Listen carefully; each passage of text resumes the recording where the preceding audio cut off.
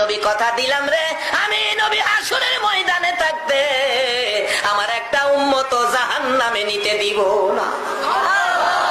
এই দরুদি নবীর পক্ষে থাকতে আপনারা রাজি আছেন কিনা?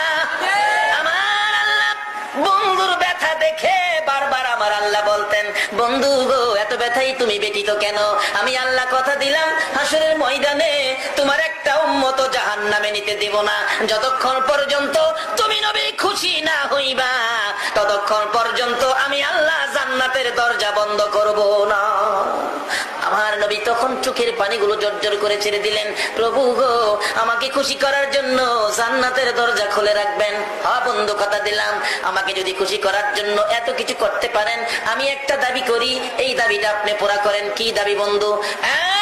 প্রভু হাসরের ময়দানে আমার উম্মতের গুনার খাতাগুলো আমি নবীর হাতে দিলে আমি খুশি হইব। আমার আল্লাহ বলেন, বন্ধু তোমার হাতে কেন দেওয়ার জন্য বলছো?